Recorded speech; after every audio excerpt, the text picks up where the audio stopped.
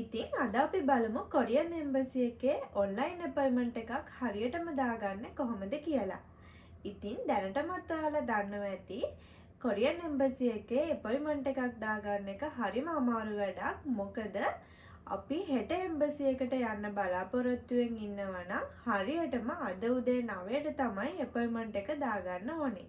ඉතින් student visa, job visa හෝ depend visa මගින් කොරියාවට එන්න බලාපොරොත්තුවෙන් ඉන්න ඕනම කෙනෙක්ට ඩොකියුමන්ට් සර්ටිෆයි කරගනිද්දි වගේම වීසා ඇප්ලයි කරද්දිත් අනිවාර්යයෙන්ම ඔන්ලයින් අපොයින්ට්මන්ට් එකක් දාගන්නේ නැතුව කොරියන් එම්බසි එක ඇතුළට යන්න බෑ. ඒ වගේම ලංකාවේ ටොපික් එක්සෑම් එක කරන්න බලාපොරොත්තුවෙන් ඉන්න කෙනෙක්ට එක්සෑම් එකට රෙජිස්ටර් වෙද්දිත් ඔන්ලයින් අපොයින්ට්මන්ට් එකක් දාගන්න වෙනවා. ඉතින් මම මේ වීඩියෝ එක කරන්නේ PC එකෙන්. ඔයාලට පුළුවන් මේ විදියටම මොබයිල් ෆෝන් එකෙන් අපොයින්ට්මන්ට් එක දාගන්න. එහෙනම් වීඩියෝ එක ස්කිප් කරන්න නැතුව බලන්න.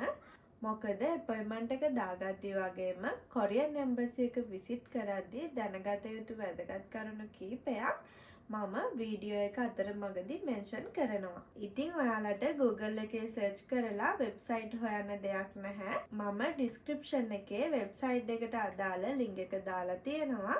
ඒ ලින්ක් එක ක්ලික් කරාම අදාළ වෙබ්සයිට් එකට ඔයාලට යන්න පුළුවන්. මුලින්ම ඔයාලා මම ඩිස්ක්‍රිප්ෂන් එකේ දාලා තියෙන ලින්ක් එක ක්ලික් කරලා වෙබ්සයිට් එකට යන්න. ඊට පස්සේ Reservation to Diplomatic Mission කියන එක සිලෙක්ට් කරගන්න. ඊළඟට එන ඉන්ටර්ෆේස් එකේ පහළින් නිල් පාටින් තියෙන මේක රිසර්වේෂන් කියන එක ක්ලික් කරාම එන notice එක ඕකේ කරලා agreement for terms and condition of use කියන එකට ටික් එකක් දාලා ඊළඟට අපේ personal details ටික enter කරගමු. මුලින්ම පාස්පෝර්ට් එකේ තියෙන විදියට ඔයාගේ ෆුල් නේම් එක එන්ටර් කරගන්න ඕනේ. ඊළඟට ඔයාගේ ඊමේල් ඇඩ්‍රස් එක.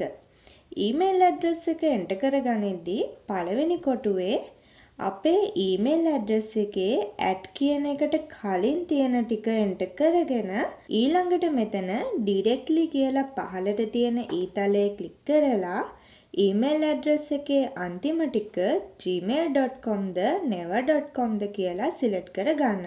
ඊළඟට තියෙන්නේ ෆෝන් නම්බර් එක එන්ටර් කරගන්න. මුලින්ම country code එක සිලෙක්ට් කරගන්න ඕනි. ඉතින් වෙන රටක ඉඳන් මේ අපොයින්ට්මන්ට් එක දාන කෙනෙක් නම් ඔයාගේ ෆෝන් නම්බර් එකට අදාළ country code එක තමයි මෙතනට සිලෙක්ට් කරගන්න තියෙන්නේ. ලංකාවේ country code එක ධන 94 නිසා ඒක සිලෙක්ට් කරගන්න. ඊට පස්සේ ෆෝන් නම්බර් එකේ බිංදුව නැතුව ඉතුරු ටික මෙතනට එන්ටර් කරගන්න. ඊළඟට මෙතනට capture නම්බර් එක එන්ටර් කරගන්න තියෙන්නේ. capture නම්බර් එක කියන්නේ මේ දකුණු අත පැත්තේ කළු පාට කොටුව ඇතුලේ තියෙන නම්බර් එක.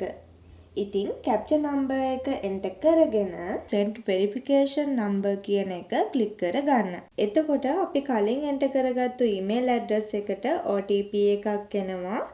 ඒ OTP එක මෙතනට එන්ටර් කරගන්න ඕනි. ඉතින් හදිසියෙවත් මේ OTP එක ආවේ නැති වුණොත් මෙතන resend කියන එක ක්ලික් කරලා නැවත OTP එක ලබා ගන්න පුළුවන්. ඊට පස්සේ login කියන බටන් එක ක්ලික් කරාම ඊළඟට එන ඉන්ටර්ෆේස් එකේ region එක විදියට South Asia and the Pacific කියන එක සිලෙක්ට් කරගෙන nation එක විදියට ශ්‍රී ලංකා කියන එක සිලෙක්ට් කරගත්තම Consulate General කියන එකට ශ්‍රී Lanka Embassy of the Republic in Korea කියන එක සිලෙක්ට් කරගන්න. ඊට පස්සේ පහළට ස්ක්‍රෝල් කරලා next button එක ක්ලික් කරන්න. ඊළඟට මේ select කියලා තියෙන එක යටතේ අපි කොරියන් එම්බසි එකට යන්නේ වීසා සම්බන්ධ සේවාවක් ලබා ගන්න නම් ඒ කියන්නේ වීසා ඇප්ලයි කරන්න නම් වීසා කියන එක සිලෙක්ට් කරගන්න ඕනි. ඩොකියුමන්ට් සර්ටිෆයි කරගන්න නම් යන්නේ confirmation check-in backlist etc කියන එක සිලෙක්ට් කරගන්න. එහෙමත් නැත්නම් topic exam එකට register වෙන්න නම් topic එක හෝ දෙක කියන එක සිලෙක්ට් කරගන්න ඕනි. ඉතින් මම ඩොකියුමන්ට් සර්ටිෆයි කරගන්න යන නිසා confirmation check-in backlist etc කියන එක සිලෙක්ට් කරගන්නවා. එහෙම සිලෙක්ට් කරගත්තම අපි සිලෙක්ට් කරගත්තු සර්විස් එක නැවත මේ විදියට පහලින් පෙන්නනවා. එතන අලු පාටින් තියෙන හරි සලකුණ උඩ ක්ලික් කරන්න. හරි. ඊට පස්සේ හෙට දවසට අදාළ අපොයින්ට්මන්ට්ස් available නම් ඒ ඩේට් එක නිල් පාටින් පෙන්නනවා මේ විදියට. මේ විදියට පෙන්නනවා නම් විතරයි අපිට අපොයින්ට්මන්ට් එක දාගන්න පුළුවන් වෙන්නේ. ඉතින් ඔයා අනිවාර්යයෙන්ම මෙතනදී දැනගත යුතු දෙයක් තමයි අපොයින්ට්මන්ට් එක දාන්න උදේ 9 වෙනකල්ම ඉන්න එපා.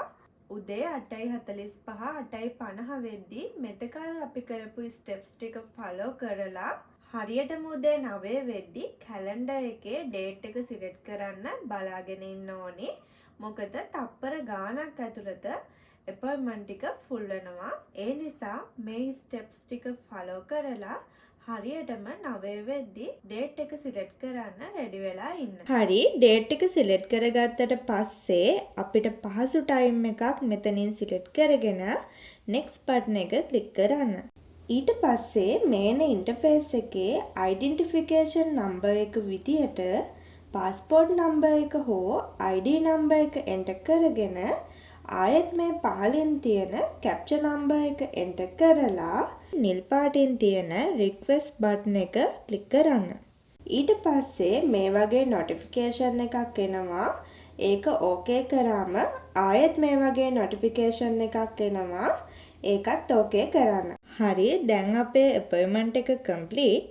ඊළඟට මෙතන පහලින් තියෙන print reservation receipt කියන එක ක්ලික් කරලා receipt එක download කරගෙන print out එකක් අරගෙන embassy එකට යද්දී අරගෙන යන්න. එහෙමත් නැත්නම් අපි කලින් enter කරගත්තු email එකට මේ receipt එක email එකක් විදියටත් ලැබෙනවා. ඉතින් මේ විදියට තමයි online appointment එක දාගන්න තියෙන්නේ.